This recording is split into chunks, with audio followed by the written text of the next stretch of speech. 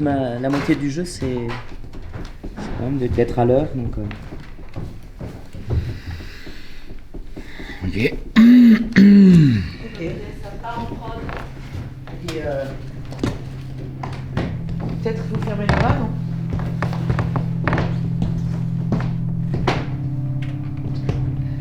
Je vais faire ça.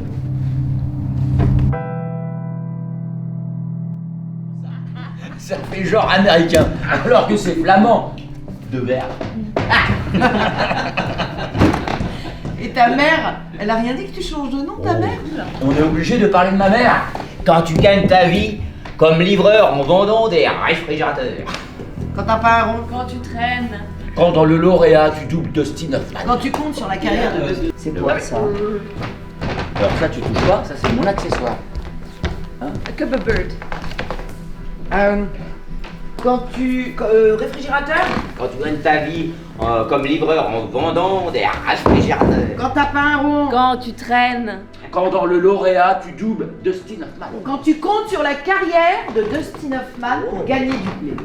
S'il te plaît, est-ce que quand elle dit Sota, tu peux te retourner sur elle, sur la journaliste, s'il te plaît La première femme Voilà, de c'est ça. Sota... Non. de Devers. Première femme de Devers. La première femme de Devers, connasse.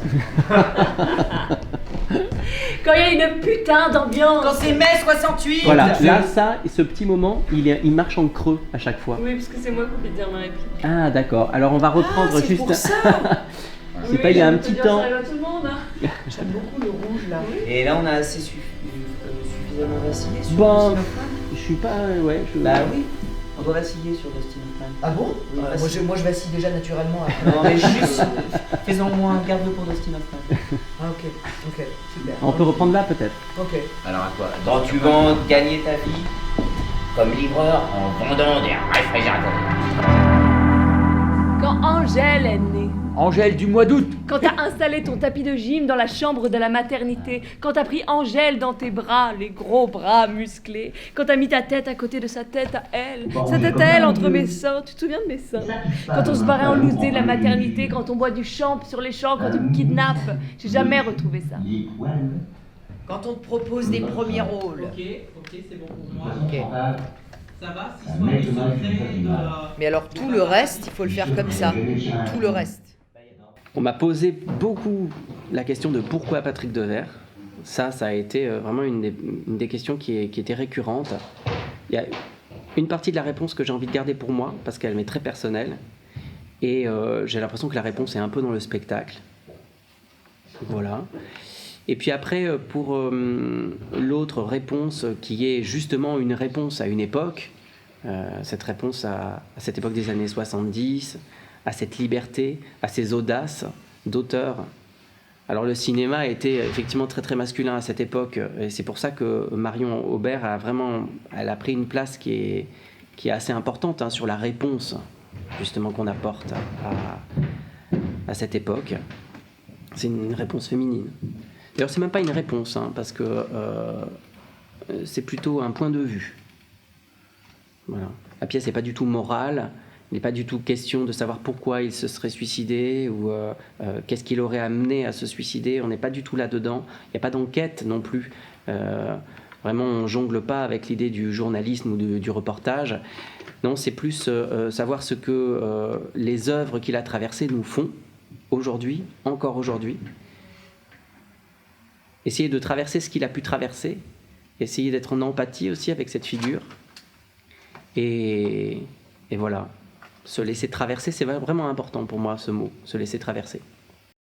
Ok, on peut tester là? Alors on va faire calme-toi Patrick. Est-ce que Calme-toi.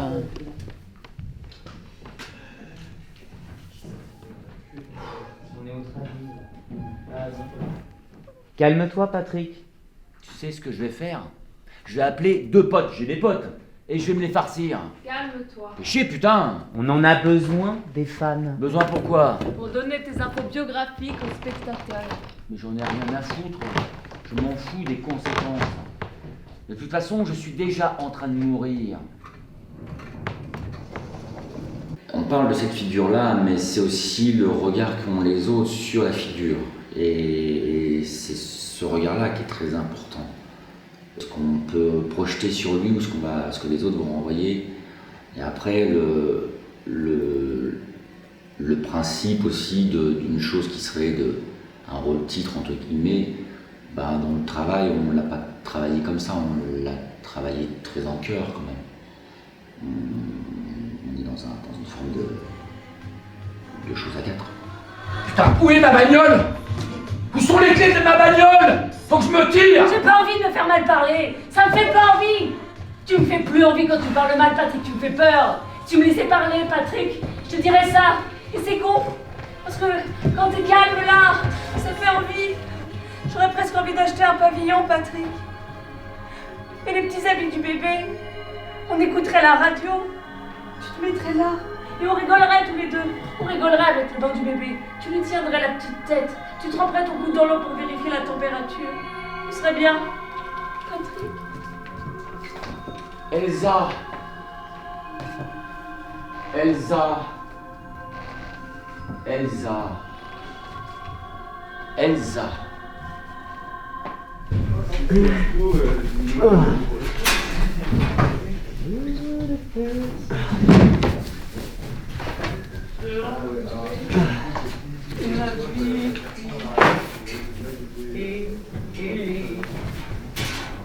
Ah, bah ça fait du bien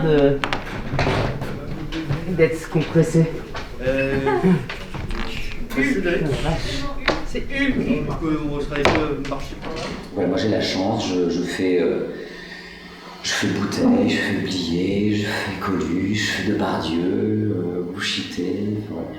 On fait une création dont l'avant-première a été reportée. Globalement, on reste quand même dans notre planning de création. On fait des présentations dites professionnelles, ce qui est le cas, voilà. Donc c'est un public particulier, mais parce que justement il n'y a pas cette diversité. N'empêche qu'ils sont masqués. Dans une salle comme la Célestine, on le voit. On ne sait pas ce que... des fois, avec un plissement d'yeux, on se dit tiens oui ça, mais c'est pas la même chose. L'impact, le retour du public n'est pas immédiat. Alors ce qui a eu de très très positif, c'est que vraiment on a travaillé vraiment beaucoup plus longtemps sur le texte. Et pendant la première période de confinement, je pense qu'on a passé quasiment un mois par Zoom avec Marion Robert à essayer de ciseler le texte. Voilà, donc ce travail-là, le travail dramaturgique, il a vraiment gagné. Parce qu'on était enfermés et donc du coup, quelque part, nos projections mentales elles se trouvaient là. C'était sur nos écrans d'ordinateur, sur ce texte qui n'avait pas encore trouvé de réponse au plateau. Le danger de ça, c'est qu'on reste beaucoup sur soi, en fait, que ça se renferme et que ça puisse se satisfaire de ça. Parce qu'il y a le temps présent, voilà, ça fait presque un an. Faut pas que ça dure trop, qu'on prenne non plus trop l'habitude de ça, je crois. Il faut qu'on reste vigilant à ce que ce soit bien toujours pour le public. Moi, il y a un moment dans le grand confinement, là, le premier confinement, il y avait une opération qui était mise en place par l'Odéon et la Comédie de Saint-Étienne où on appelait les gens. Et donc moi j'appelais des gens, deux personnes par jour, voilà, puis on faisait des lectures. Je trouvais un moyen de recréer un lien particulier comme on peut l'avoir avec un public. Mais après, quand c'est une retransmission filmée, pour moi, ça n'a pas le même impact. C'est un outil, c'est un médium, mais ça peut pas être le théâtre. Voilà. Et après, pendant les répétitions, le début des répétitions, oui, on a été à un moment... j'avais dit shooter en plein vol. C'était vraiment cette sensation. J'étais extrêmement triste quand les répétitions de novembre là ont dû s'arrêter pour de mauvaises raisons en plus. Mais en fait, voilà, on n'a pas fait la première, etc. Enfin, c'était extrêmement... J'étais triste et avec l'équipe, il s'est passé quelque chose d'assez fort. On a fait une fête folle. C'était un truc de dingue. Et ça m'a fait vraiment du bien. Du coup, l'humain, il y a quelque chose dans cette équipe qui est assez joli. Ouais.